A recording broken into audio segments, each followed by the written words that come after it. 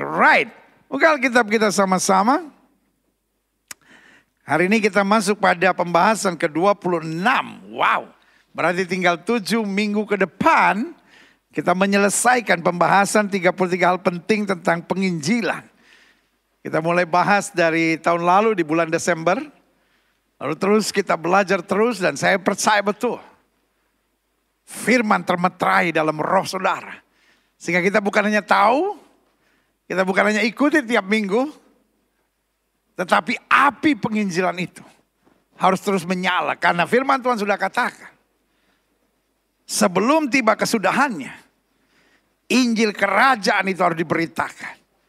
Dan pemberitanya bukan hanya para pendeta, bukan hanya para aktivis gereja, tapi setiap kita yang menyadari kita telah ditebus, diampuni. Kemudian diurapi dan disertai dan diberkati oleh Tuhan kita yang dahsyat dan luar biasa. Haleluya. Dan hari ini tema yang saya mau bagikan buat saudara adalah latihan seorang penginjil. Kalau kita mau,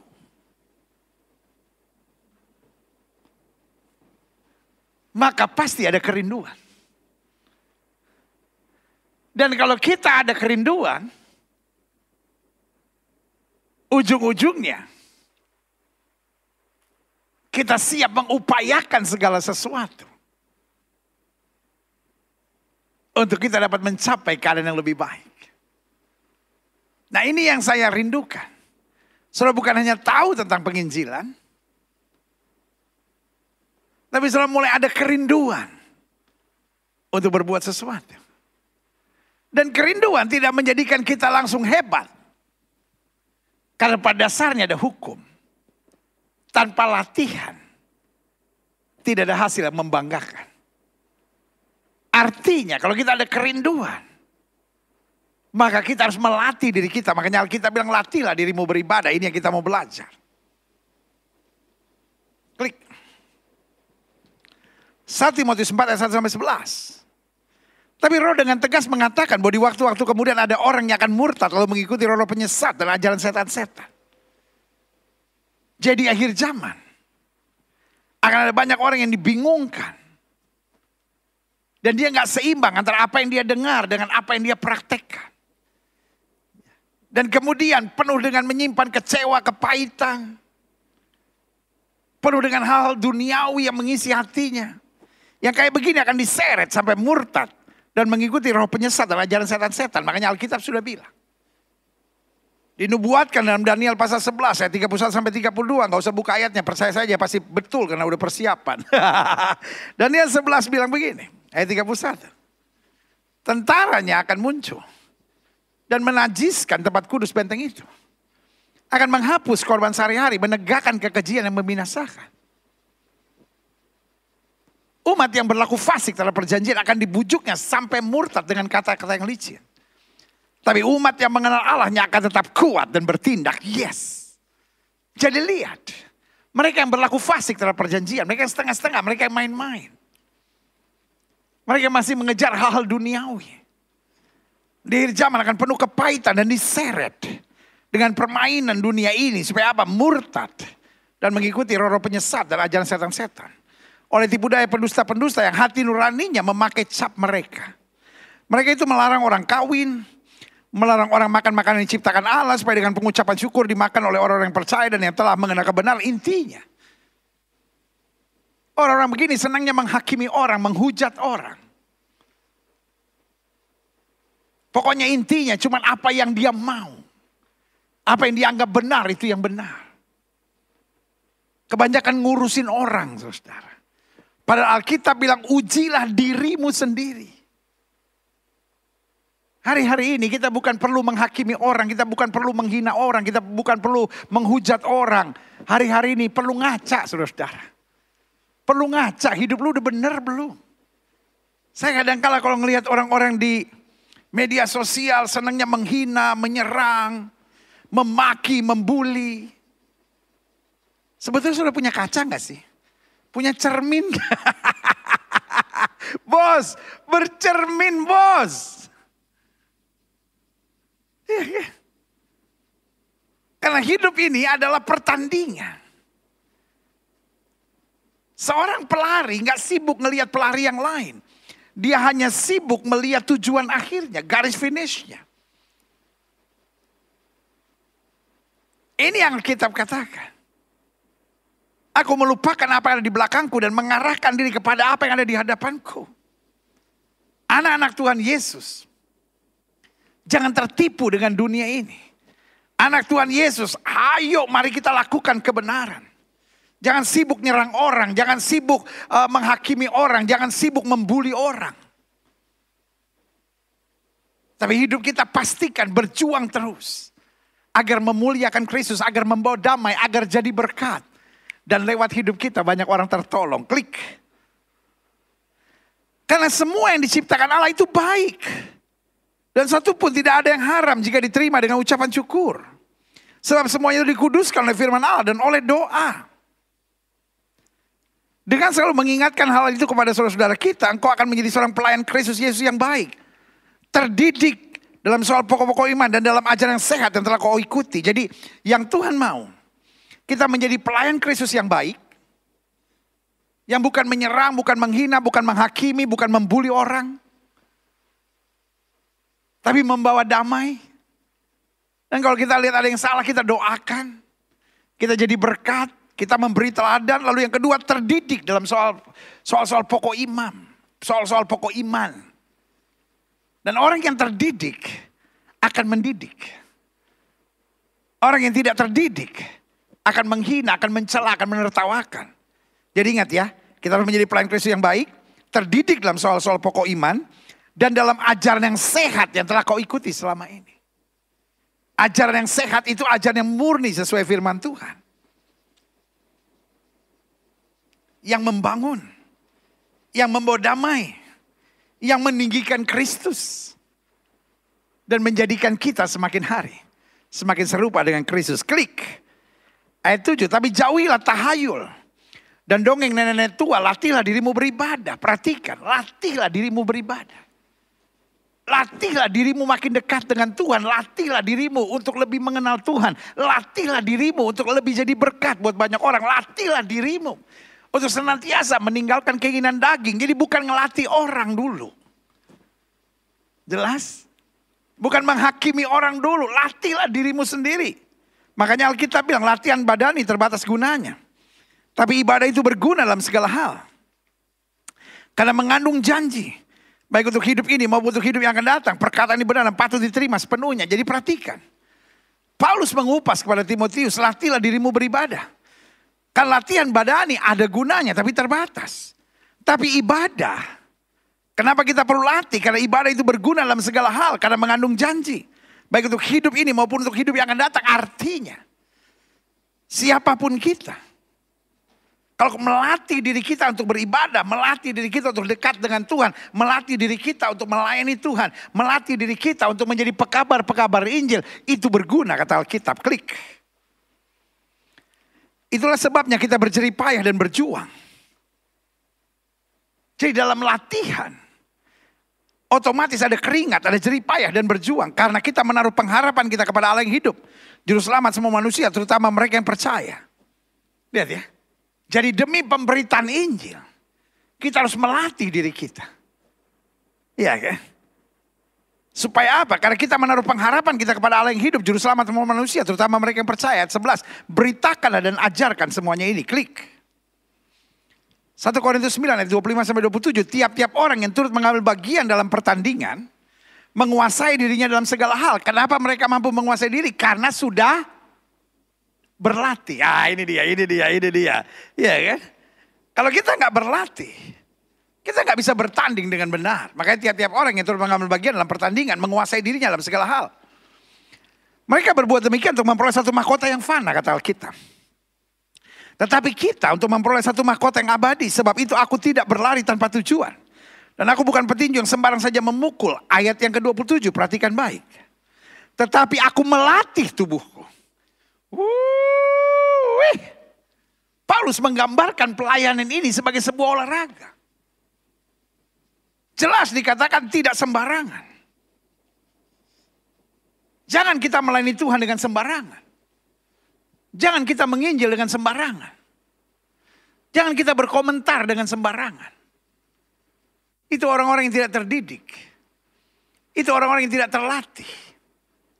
Tapi Alkitab bilang latihlah dirimu beribadah. Makanya Yesaya bilang apa? Setiap pagi ia mempertajam telingaku sehingga aku mendengar sebagai seorang murid. Setiap pagi ia mempertajam lidahku sehingga aku berbicara sebagai seorang murid. Seandainya Yesaya hidup di zaman-zaman sekarang, pasti Yesaya berkata, setiap pagi ia mempertajam jempolku sehingga aku nge-tweet sebagai seorang murid. Aku upload di Instagram hal-hal yang membangun sebagai seorang murid. Aku berkomentar tentang orang lain sebagai seorang murid. Kalaupun aku kirim broadcast yang membangun sebagai seorang murid. Kadangkala lidah kita lidah seorang murid, telinga kita telinga seorang murid, tapi jempol kita jempol seorang preman gak jelas, saudara. Senangnya memaki, senangnya menghina, bahkan gak pakai cek kebenarannya, langsung kirim broadcast supaya kelihatannya kita up to date. Tapi sebetulnya kita dipakai setan untuk menciptakan kekacauan. Dan menjadi penebar-penebar hoax yang tidak Kristus kehendaki. Karena kita harusnya menebar damai. Kita harusnya menebar kasih. Kita harus menebar berita Injil. Kita harus menebar kuasa dan kemuliaan Tuhan. Makanya ayat ini bilang, tapi aku melatih tubuhku. Aku melatih telingaku. Aku melatih mulutku. Aku melatih pikiranku, aku melatih hatiku, aku melatih seluruh tubuhku, dan aku melatih jempolku kalau zaman sekarang. Kalau dulu dikatakan kan mulutmu harimaumu. Tapi sekarang jempolmu adalah harimaumu. Iya kan? Aku melatih tubuhku dan menguasai seluruhnya. Supaya sesudah memberitakan Injil kepada orang lain, jangan aku sendiri ditolak. Kenapa ditolak? Karena munafik. Kita memberitakan Injil tapi mulut kita tidak mengabarkan kasih dan damai. Kita mengabarkan Injil tapi keberadaan kita tidak meluaskan kerajaan Allah. Kita mengabarkan Injil tapi kita tidak berjalan dalam takut akan Tuhan. Klik. Dalam pendahuluan saya share begini. Ada hukum simpel dalam hidup ini. Tanpa latihan tidak ada hasil yang memuaskan. Tanpa latihan tidak ada hasil yang menggembirakan. Tanpa latihan tidak ada hasil yang membanggakan. Itu sebabnya kalau mau lihat sesuatu dahsyat, pastikan kita melatih diri. Kita lihat dalam pelajaran. Seorang bisa ahli matematika karena dia melatih diri. Kita lihat dalam keseharian. Seorang bisa mengukir, seorang bisa menggambar, seorang bisa menyanyi. Karena melatih diri. Dalam olahraga kita lihat. Seorang bisa jago main bowling misalnya. Seorang bisa jago main jet ski misalnya. Seorang bisa jago main biliar misalnya. Seorang bisa jago main bulu tangkis misalnya. Karena dia melatih diri. Nggak mungkin gak pernah latihan tiba-tiba jago main voli pantai lagi. Ngerti gak maksud saya? Karena itu ada hukum simpel dalam hidup ini. Tanpa latihan tidak ada hasil yang memuaskan, tidak ada hasil yang menggembirakan, tidak ada hasil yang membanggakan. Jadi apapun dalam hidup ini kalau kita mau lihat hasil yang memuaskan, membahagiakan, membanggakan, pastikan kita melatih diri kita. Klik. Seorang yang siap memberitakan Injil. Seorang yang terbakar oleh Injil Kristus. Seorang yang punya kerinduan untuk mengabarkan Injil. Maka dia harus siap menjalani latihan. Mungkin saudara menatap saya dan berkata, oh latihan khotbah ya. Oh latihan menangkan jiwa ya. No bukan. Saya pelajari ada beberapa hal yang perlu kita latih. Yang pertama latihan menyangkal diri dan pikul salib. Karena Yesus bilang. Barang siapa mau mengikut aku, ia harus sangkal diri dan pikul salib dan ikut aku. Ada Ada banyak orang kerinduannya untuk mengabarkan Injil luar biasa. Tapi orangnya masih genit. Gak boleh lihat perempuan cantik kegatelan. Sorry pakai bahasa ini. Tapi udah punya suami, gak boleh lihat pria yang gagah gitu kegenitan. Nah, ini bahaya. Ada orang gak bisa menyangkal diri, Alkitab bilang. Orang yang tidak bisa menguasai diri adalah orang yang roboh. Seperti satu daerah atau seperti satu bangsa yang roboh temboknya.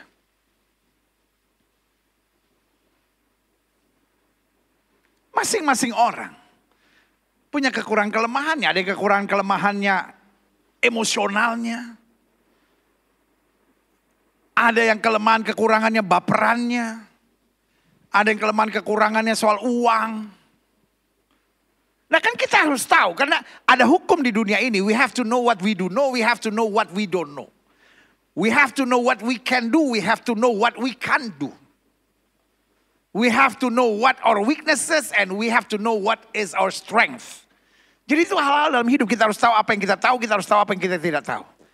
Kita harus tahu apa yang menjadi kekurangan kita. Kita harus tahu apa yang menjadi kelebihan kita. Kita harus tahu apa yang kita bisa. Kita harus tahu apa yang kita tidak bisa.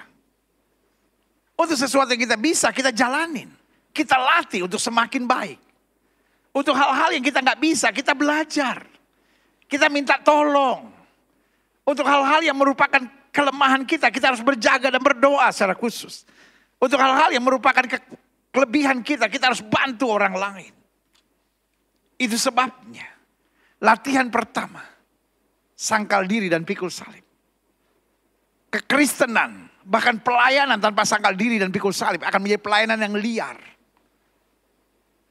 Persoalan yang kita lihat hari-hari ini. Semua orang bisa menafsirkan Alkitab.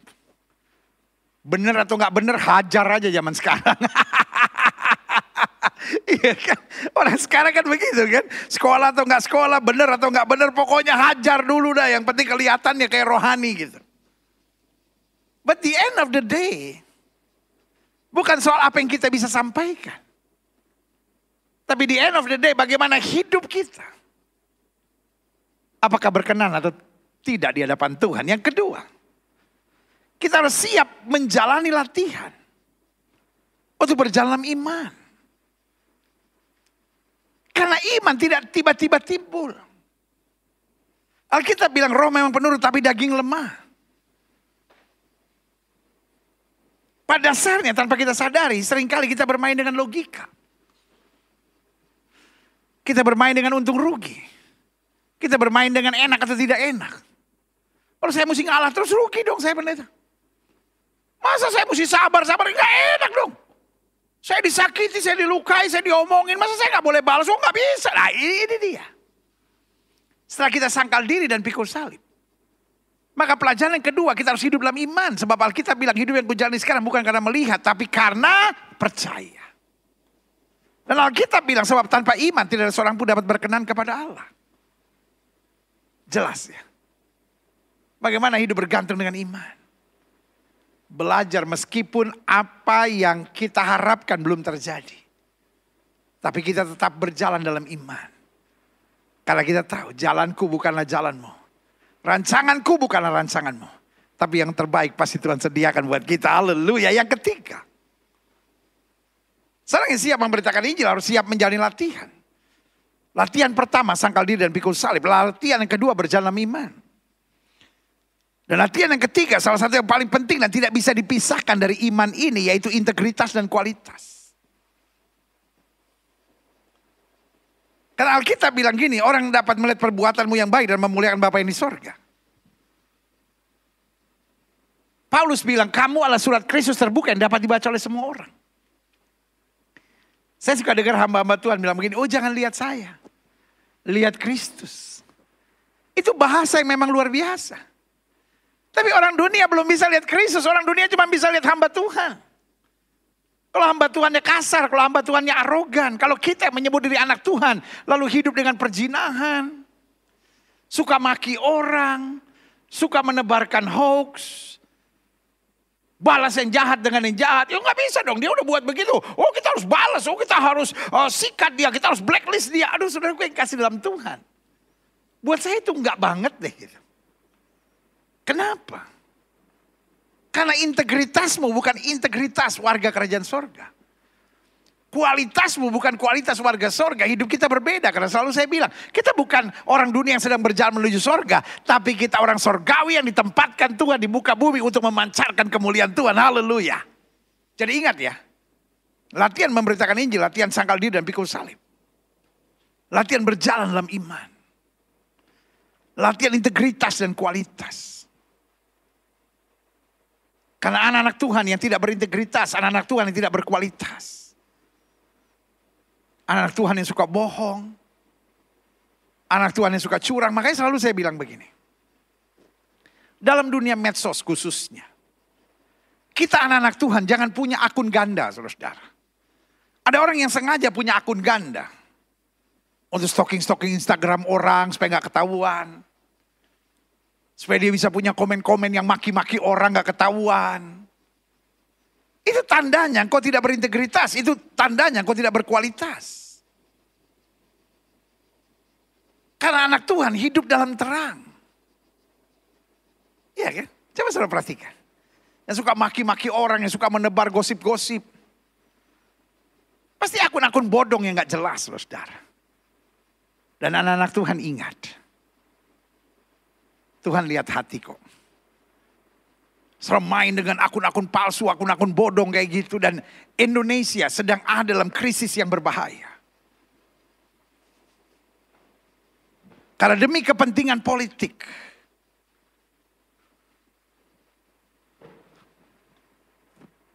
Akhirnya diciptakan buzzer-buzzer saudara-saudara. Buzzer. Tetapi apa yang terjadi?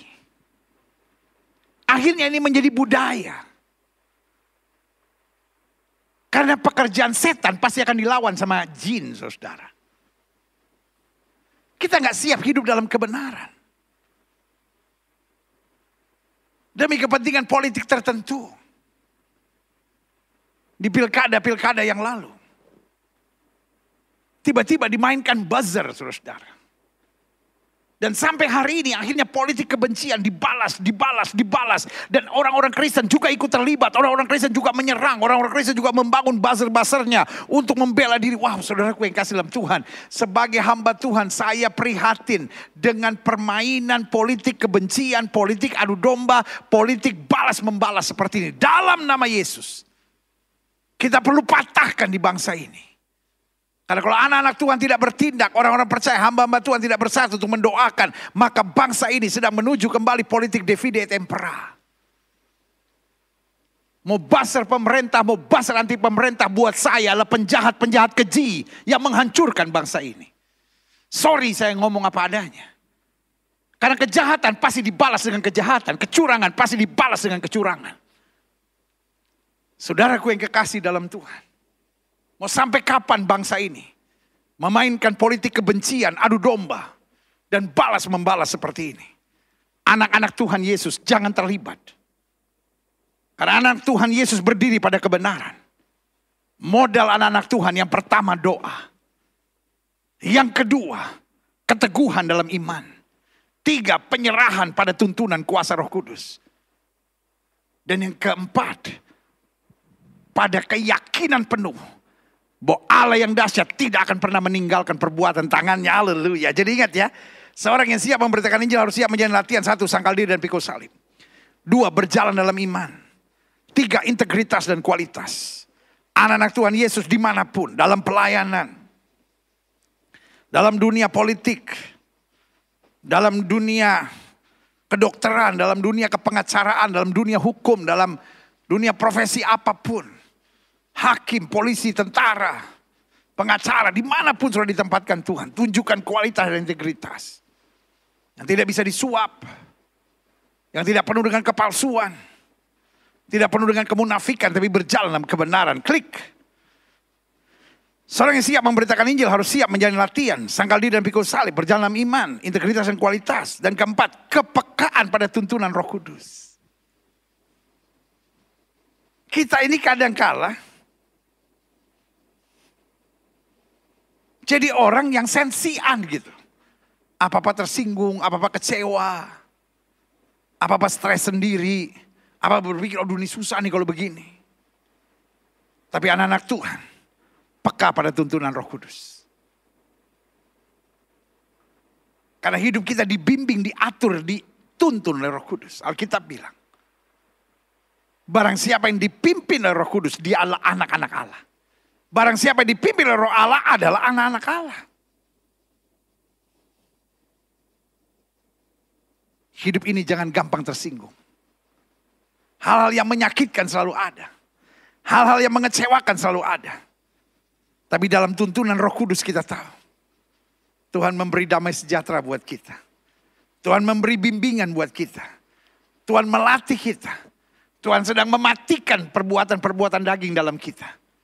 Supaya terus kita diarahkan pada rencananya yang dahsyat dan sempurna. Haleluya, yes. Roh Kudus menuntun kita untuk menetralisir diri kita. Menenteramkan jiwa kita. Tapi Roh Kudus juga menuntun kita untuk mengambil keputusan-keputusan yang penting dan berkualitas. Karena itu, setiap kali engkau harus ambil keputusan. Baik secara kejiwaan. Baik secara hal-hal yang sangat mendesak dan penting dalam hidup ini.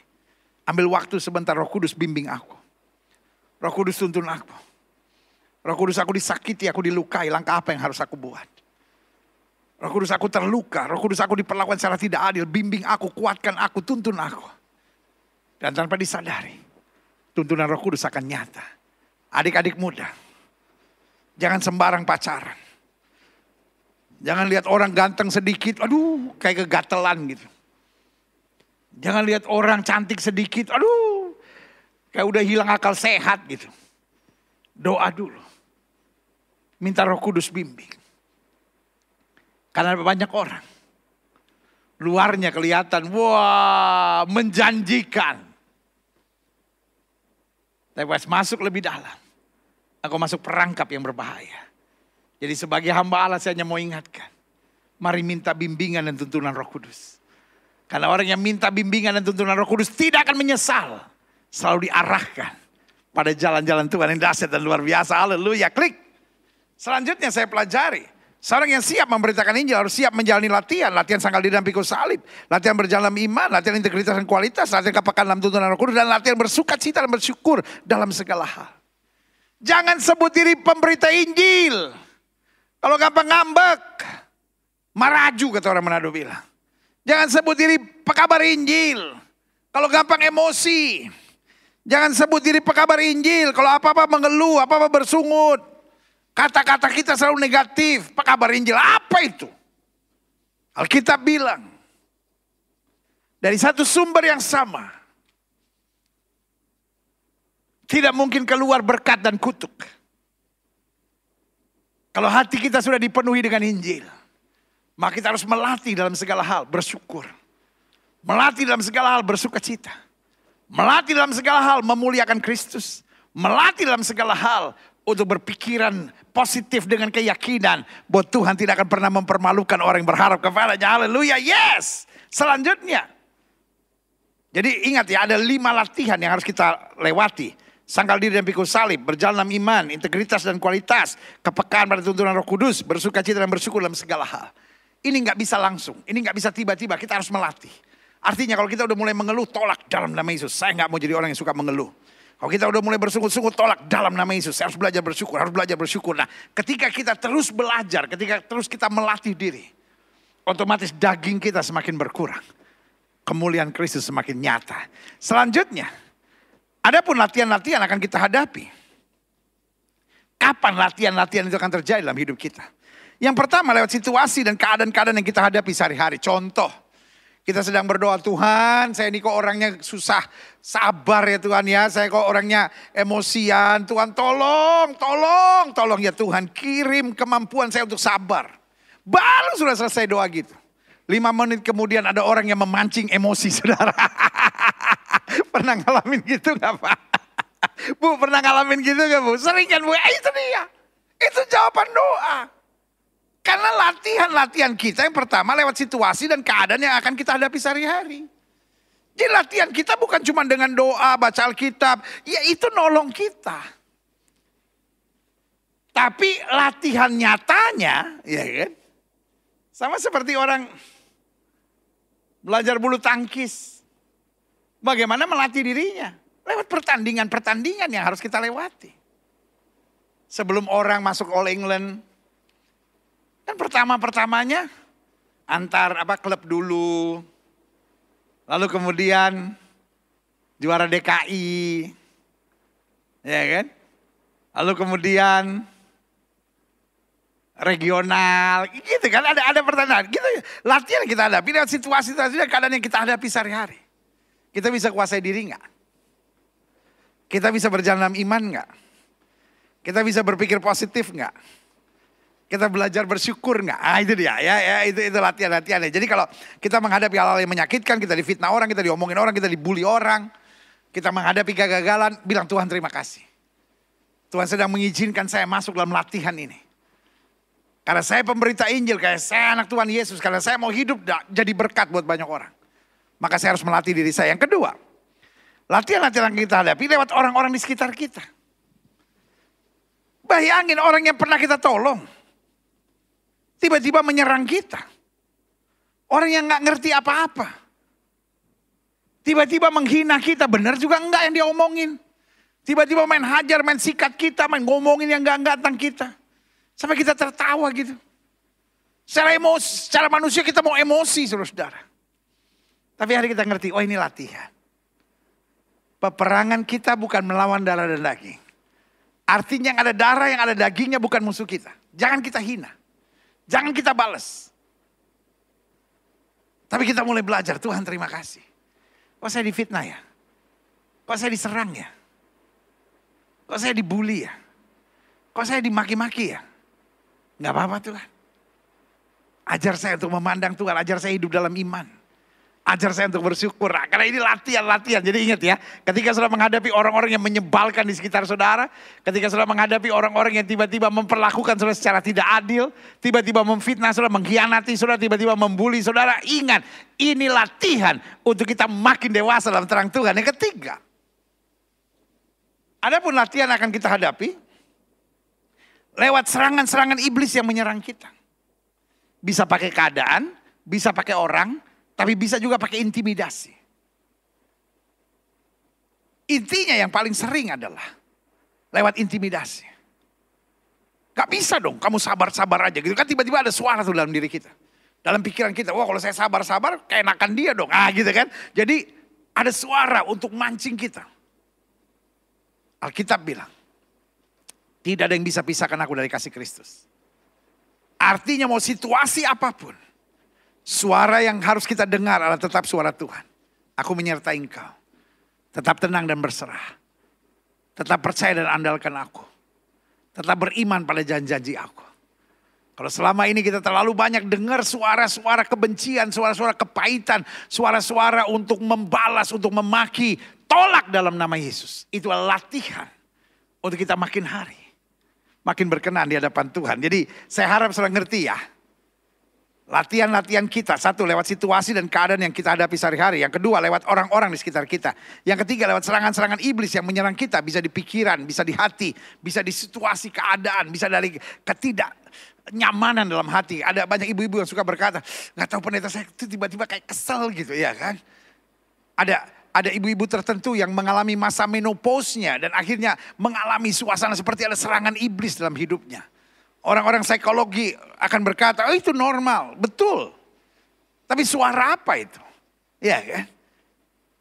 Suara-suara dari kegelapan yang mau menggoncangkan iman kita, ketentraman hati kita. Ada wanita-wanita tertentu yang setiap kali masa menstruasinya seperti kayak gelisah gitu. Bawaannya mau marah, jangan diikutin. Itu serangan setan dalam nama Yesus. Bapak-bapak yang kalau lagi capek gitu. Bawaannya mau marah, mau maki orang. Kalau lagi kecewa, rasanya mau bertindak semaunya. Dalam nama Yesus, jangan. Itu suara setan.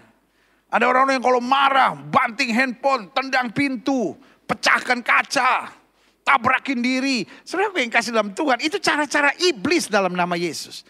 Tolak dalam nama Yesus. Latih diri saudara untuk tetap tenang, untuk tetap berserah pada Tuhan, untuk tetap berada pada pujian penyembahan kepada Tuhan. Selanjutnya, latihan yang kita hadapi, lewat kesediaan kita dibimbing oleh mentor-mentor rohani yang Tuhan taruh sebagai pembimbing kita. Ini penting. Kalau kita melayani, pastikan kita punya mentor. Saya ulangi sekali lagi. Kalau kita siap melayani, pastikan kita punya mentor. Banyak ajaran-ajaran sesat terjadi karena orang yang merasa sudah mendapat karunia dari Tuhan, nggak mau dibimbing.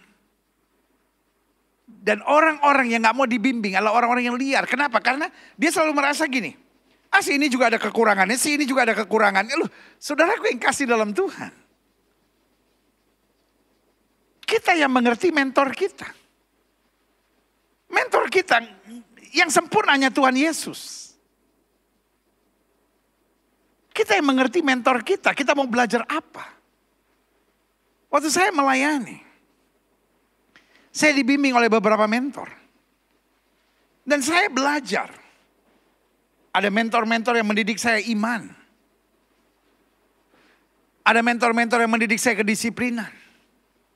Ada mentor-mentor yang mendidik saya menggali kebenaran firman. Ada mentor-mentor yang mengarahkan saya untuk memberitakan Injil. Jadi saudaraku yang kasih dalam Tuhan, kita butuh mentor. Karena orang-orang yang sombong, orang-orang yang tidak mau dididik selalu berkata, oh saya otodidak.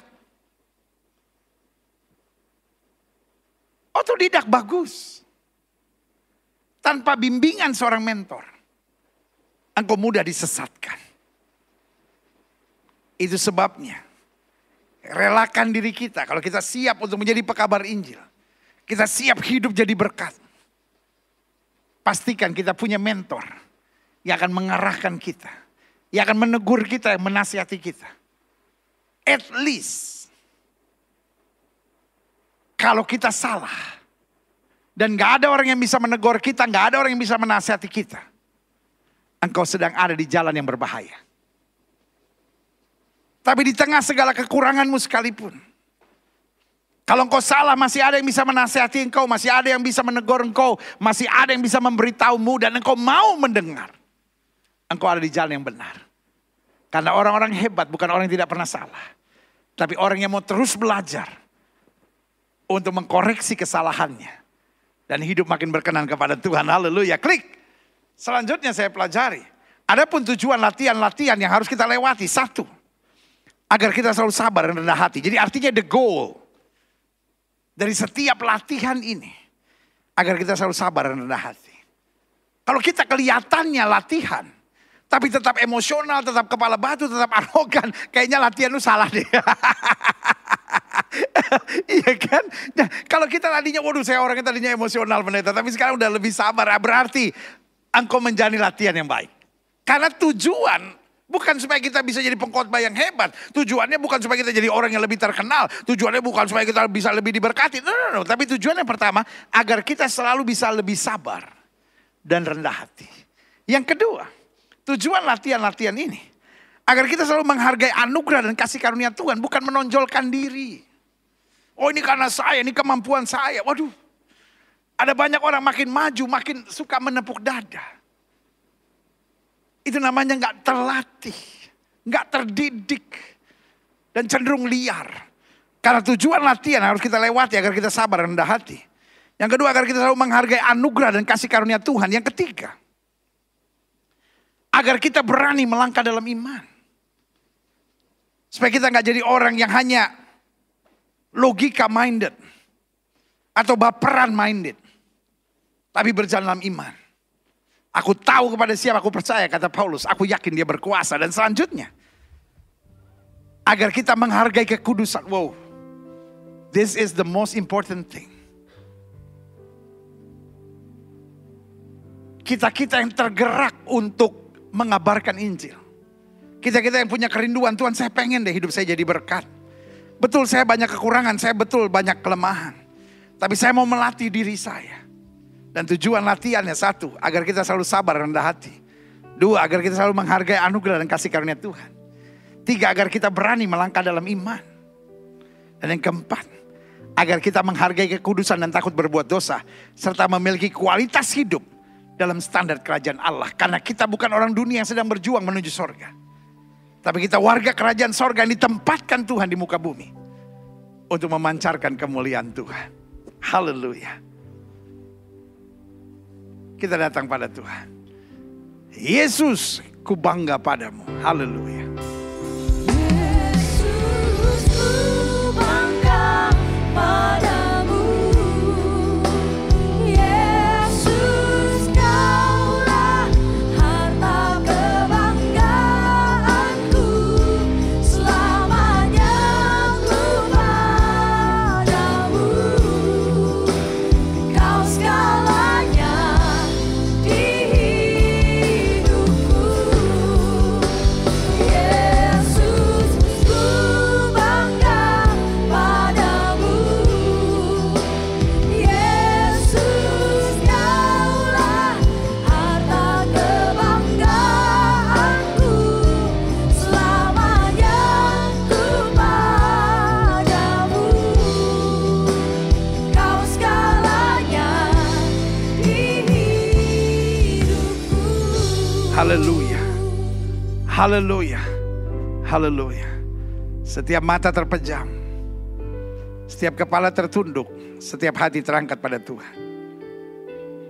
Di hari Minggu yang penuh berkat, penuh mujizat lawatan Allah di rumah masing-masing bersama Gereja Bethel Indonesia Glow Fellowship Center hari ini. Kita diingatkan bahwa tanpa latihan tidak ada hasil yang membanggakan, tidak ada hasil yang memuaskan, tidak ada hasil yang menggembirakan. Mungkin selama ini kita kecewa karena kita jatuh bangun. Jawabannya karena mungkin kau tidak pernah latihan. Engkau jadi orang yang terlalu logika dan merasa benar sendiri. Engkau menjadi orang yang terlalu baperan dan merasa benar sendiri. Engkau jadi orang yang terlalu emosional dan merasa benar sendiri. Hari ini berkata, Tuhan, aku mau melatih diri. Jika itu doamu, taruh tangan kananmu di dada. Kalau kau gampang sakit hati, gampang kecewa, latihlah dirimu. Kalau engkau seorang yang gampang khawatir, gampang putus asa, jangan merasa benar sendiri dan ingin semua orang mengerti saudara. Latihlah dirimu. Karena segala sesuatu kawan bisa dilatih. Asal kita mau. Kita dilatih oleh keadaan, kita dilatih oleh situasi. Tapi pada saat yang bersamaan kita dilatih dengan diarahkan oleh mentor-mentor yang menolong kita dalam kasih karunia Tuhan. Kalau gak ada orang yang mau dengar kita. Atau gak ada orang yang kita mau dengar.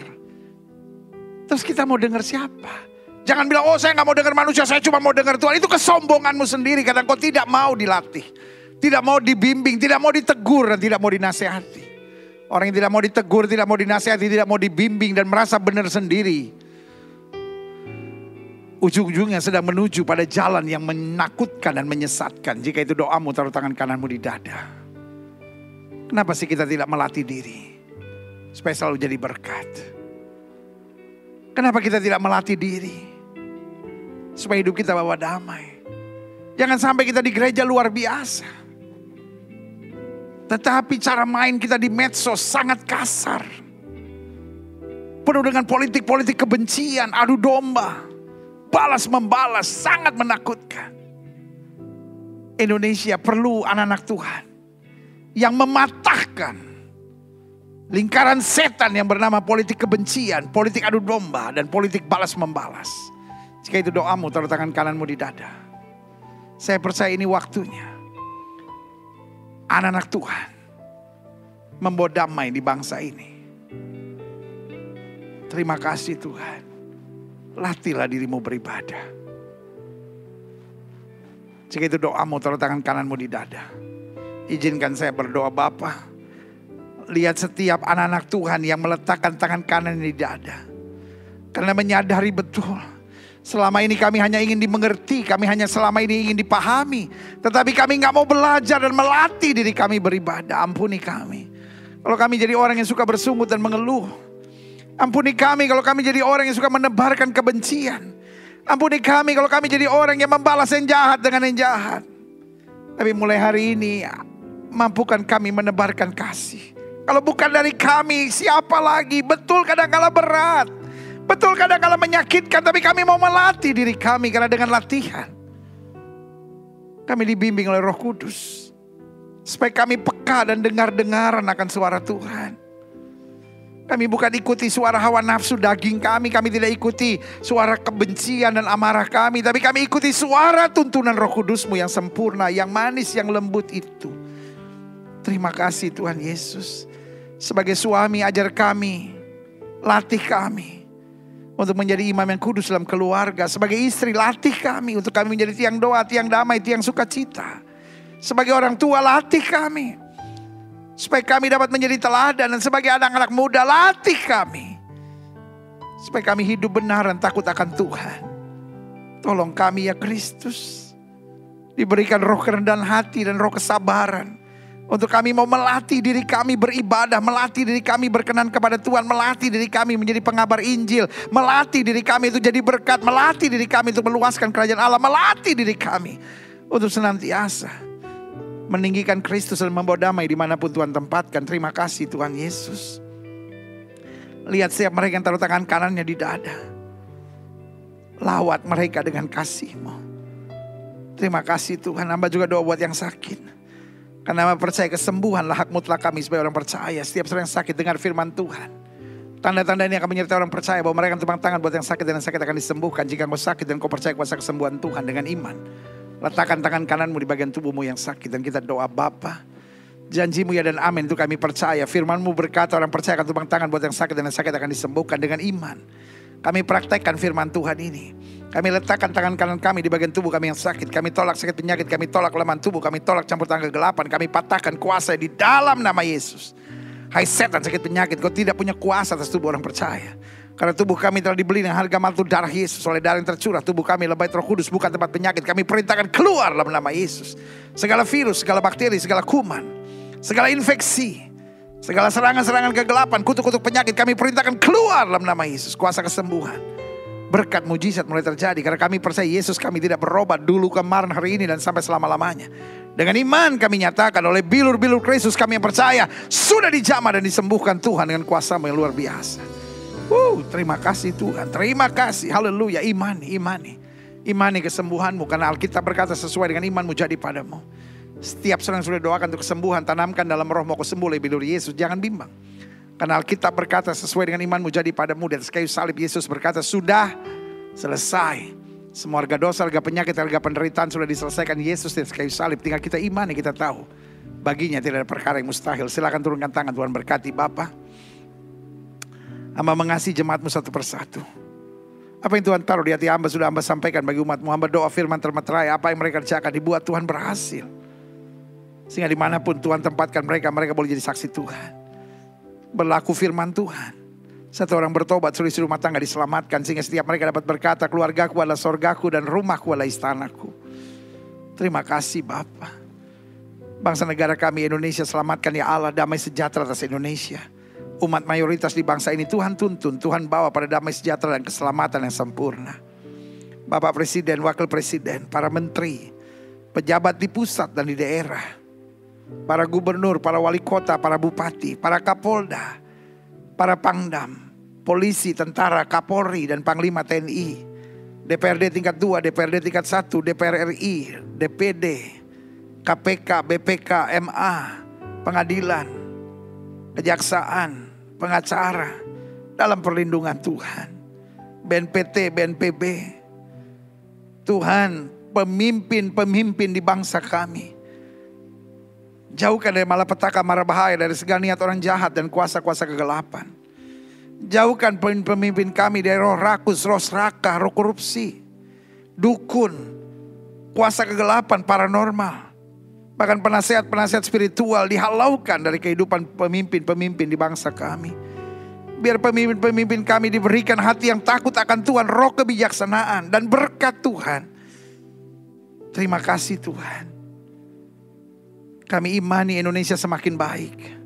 Politiknya baik, ekonominya baik, keamanannya baik, kesehatannya baik, tambangnya baik, turismenya baik, lautnya baik, sungainya baik, hutannya baik, Kami ucapkan berkat atas Indonesia. Hari-hari ini. Meskipun pemilu masih jauh. Ada saja politik-politik adu domba divide et impera yang sedang dimainkan oleh politisi-politisi tertentu. Dengan serangan-serangan melalui medsos.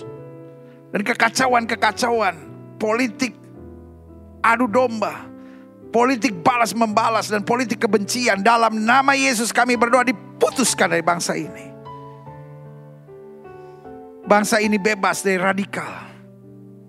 Baik radikal Kristen, baik radikal-radikal lain. Bebaskan dari bangsa ini. Sehingga bangsa ini tetap tegak dalam kebenaran. Bangsa ini tetap tegak dalam kasih karunia Tuhan. Terima kasih ya Kristus. Menjelang pemilu. Ada wacana penundaan pemilu. Dan otomatis menjadi penambahan waktu jabatan presiden. Dengan alasan-alasan keuangan negara yang sudah cukup berat akibat COVID. Harus ditambah lagi dengan keuangan negara untuk pemilu. IKN yang pembangunannya juga belum maksimal. Serta ancaman pemilu yang penuh dengan kekerasan. Kalau Tuhan pandang baik untuk menunda pemilu dan menambah jabatan presiden, Tuhan bekerjalah dengan cara-cara yang konstitusional yang baik buat bangsa ini. Bukan sesuai keinginan politisi, tapi sesuai dengan rencana Tuhan. Tapi kalau 2024 Tuhan sudah menyiapkan pemimpin yang baik buat bangsa ini, halaukan bangsa ini dari penundaan pemilu. Tetapi tuntun sehingga ada pemilu yang demokratis dan penuh dengan kedamaian di bangsa ini. Dengan terpilih seorang yang berkenan di hatinya Tuhan untuk memimpin bangsa ini. Dan untuk keduanya ini, baik penundaan pemilu atau pemilu 2024, biarlah bukan sesuai dengan keinginan para politisi. Karena kalau keinginan politisi pasti hanya untuk kepentingan diri. Tapi biarlah hanya untuk kepentingan bangsa dan negara, sesuai dengan keinginan Tuhan. Terima kasih Tuhan. Dengarlah doa kami. Jauhkan bangsa ini dari juga mafia-mafia yang hanya ingin mencari keuntungan di tengah-tengah penderitaan. Singkirkan mereka dari pusat kekuasaan, sehingga Indonesia tetap berjalan dengan baik dan jaya. Gereja-gereja di mana-mana tempat, baik yang online maupun onsite, terus memberitakan kebenaran. Gerejamu di tempat ini, Gereja Bethel Indonesia Glow Fellowship Center, Tuhan pakai terus untuk menegakkan kerajaan Allah dalam kebenaran dan kasih. Dan kami semua yang menerima firman, kami gak mau jadi orang munafik yang menerima firman tapi tidak melakukannya. Tolong kami, bimbing kami, sehingga kami hidup seturut dengan firman Tuhan, menjadikan Kristus sebagai gembala kami, yang menuntun kami ke padang rumput yang hijau, mata air yang tenang oleh karena nama-Mu. Biar gadamu dan tongkat-Mu senantiasa menjadi penghiburan buat kami. Kami siap menjadi pelaku firman dimanapun Tuhan tempatkan. Di dalam nama Yesus kami berdoa, yang siap menjadi pelaku firman. Sama-sama kita katakan amin. Haleluya. Yes. Orang yang berbahagia adalah orang yang mendengar firman dan mempraktekkan dalam kehidupannya sehari-hari. Dia seperti seorang yang membangun rumah di atas dasar batu karang. Ada gelombang, ada badai, tetap tegak. Karena kuasa Tuhan menyertai. Haleluya. Saudaraku, saya percaya hari ini kita menerima berkat Tuhan yang luar biasa. Saatnya sekarang kita memberi buat Tuhan. Saudara mau mengembalikan perpuluhan milik Allah, korban ucapan syukur, korban penginjilan, korban misi, atau korban pelayanan-pelayanan rutin lainnya, pastikan kita beri yang terbaik. Karena syarat memberi ada dua. Yang pertama sukacita, dan yang kedua sukarela. Pastikan kita memberi yang terbaik. Kita berdoa, Bapa, anugerah-Mu luar biasa. Kami siap memberi, bukan supaya diberkati, karena kami tahu berkat Tuhan luar biasa dalam hidup kami. Karena itu kami tidak mau menghina Tuhan, memberi seenaknya dan semaunya. Kami mau memberi yang terbaik. Karena Tuhan juga selalu memberi yang terbaik dalam kehidupan kami.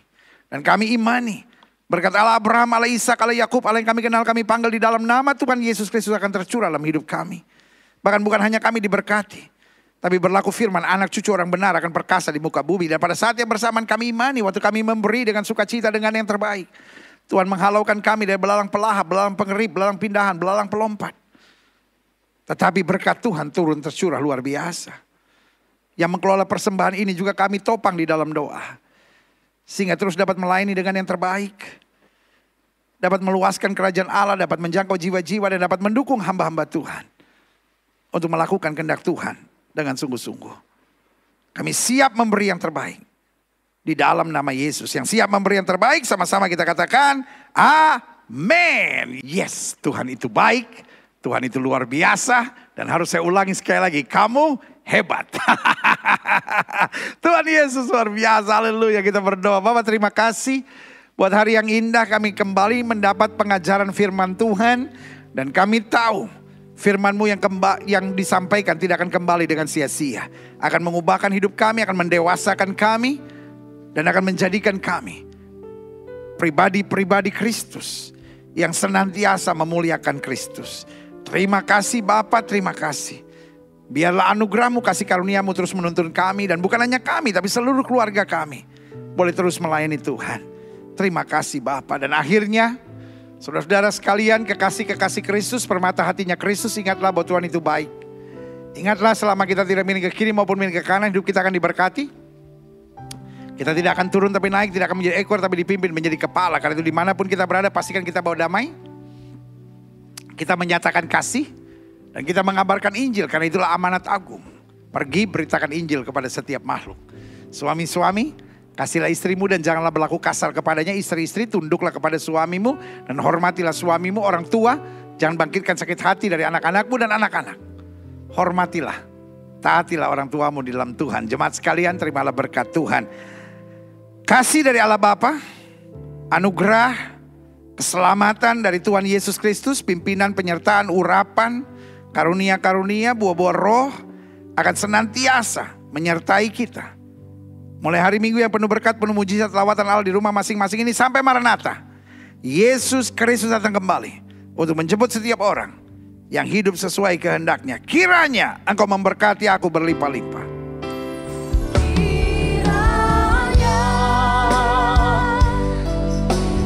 Memberkati aku berlimpah-limpah dan memperluas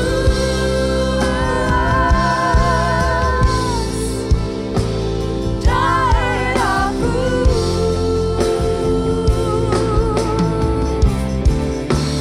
dan kiranya